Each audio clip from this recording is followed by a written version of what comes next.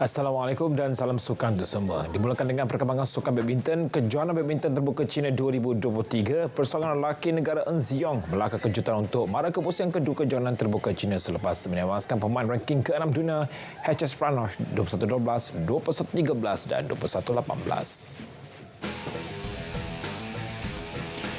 Berdepan dengan semifinalis kejuaraan dunia tempoh hari jelas tidak menggentarkan semangat Joang Eng Ziong untuk melepasi cabaran pertamanya yang berlangsung di Changzhou. Wakil negara itu mempamerkan aksi bertenaga pada set pertama namun tidak berupaya menggagal rentak sama pada set kedua sekaligus terpaksa bermain di set penentuan.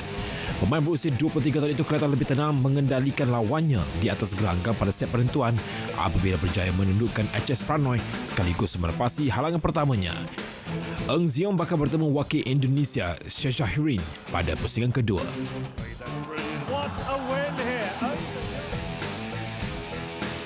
Sementara itu, bergu wanita utama negara terpaksa berhempah pula sebelum menumpaskan gandingan Belanda Deborah Jill dan Shara Sinin 17-21, 21-17 dan 21-10. Aksi set pertama seakan tidak menjadi bak pelitan Emtina yang ketinggalan 13-5 pada satu ketika sebelum terpaksa aku tewas kepada gandingan ranking ke-32 dunia itu. Pasangan negara itu bagaimanapun mempamerkan semangat juang yang tinggi untuk menguasai dua set berikutnya sekaligus mengesahkan kembaraan ke pusingan kedua. Turut mara gandingan bergu campuran Tang Kiameng dan Lai Peijing yang menumbangkan rakan senegara Goh Sun Huat dan Siobhan Lai 25-23 dan 21-15.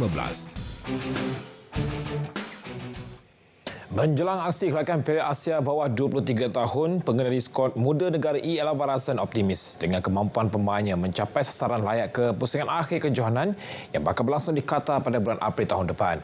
Menurut pengendali berusia 61 tahun itu, kehadiran Lokman Hakim Samsudin dan Muhairid Ajman juga mampu mengimbangi kekuatan pasukan.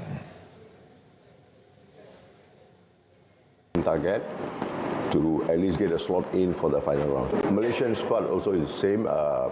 We have been rotating the players, using all the tournaments as an experience, and hopefully the current players can do the best in this tournament. Malaysia bakal menentang Bangladesh di Stadium Chanbori petang esok sebelum bertemu Filipina Sabtu ini. Ujian sebenar skuad Harimau Muda adalah pada aksi terakhir kumpulan menentang Thailand pada Selasa. Kementerian Belia dan Sukan KBS menjangka 45 juta pengunjung bakal memeriahkan Hari Sukan Negara HSN yang bakal berlangsung di seluruh negara bulan depan. Ketua Setiausaha KBS Dr. K. Nagulindran berkata HSN 2023 peringkat daerah dan negeri akan bermula pada 13 hingga 15 Oktober depan kecuali Sarawak. Terima kasih kerana hadir ke sidang media. Menurutnya, pengajuran HSN bagi negeri itu ditetapkan pada 28 Oktober untuk menghormati sambutan ulang tahun kelahiran Yang di-Pertua Negeri Sarawak, Tun Abdul Taib Mahmud pada 14 Oktober. Pengajuran Hari Sukan Negeri peringkat negara, peringkat negeri dan bahagian di negeri Sarawak akan diselaraskan pada 28 Oktober. Di Sarawak kita buat pada 28 Oktober. Di negeri-negeri lain kita buat serentak pada 14 Oktober. Dan sukacita juga dimaklumkan Wakil Wisma Putra tadi semasa mesyuarat mengatakan bahawa sambutan ini juga akan dibuat di kedutaan-kedutaan Malaysia di seluruh pelosok dunia. Jadi kita harap rakyat Malaysia akan turun ramai-ramai di daerah, di negeri dan di peringkat kebangsaan. Kita sasarkan 4.5 juta. Kita harap kita dapat buat pelbagai program. Pengajuran bagi peringkat kebangsaan bakal disempurnakan Perdana Menteri Dato' Seri Anwar Ibrahim berlangsung pada 14 Oktober di pekarangan Istana Kehakiman Putrajaya. Bola sepak luar negara bekas pemain pertahanan tengah Real Madrid dan Paris Saint-Germain Sergio Ramos kini kembali mentai Sevilla. Perkara tersebut dihubungkan klub La Liga itu hari ini. Ramos memilih untuk mentai Sevilla selepas kontraknya bersama PSG berakhir Jun lalu. Sebab ini, media tempatan melaporkan pemain berusia 37 tahun itu menolak tawaran lumayan daripada klub Arab Saudi Al-Ittihad. Keputusan itu dibuat kerana mahu bersama klub Sepanyol Sevilla. Pemain pertahanan itu berpindah ke PSG secara perpindahan percuma pada tahun 2021 selepas gagal mencapai persetujuan untuk melanjutkan tempoh 16 tahun kerjanya di Real Madrid. Sepanjang bersama PSG, Ramos telah memenangi 2 kejuaraan Ligue 1 ketika 2 musim bersama klub Perancis itu.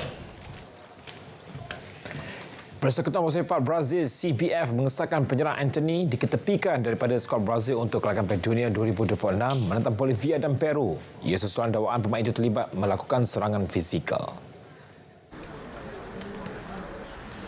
Menurut kejutan CBF, keputusan itu diambil selepas media Brazil menyiarkan dakwaan bekas teman wanita Anthony, Gabriel Carvalho, yang menuduhnya melakukan serangan fizikal.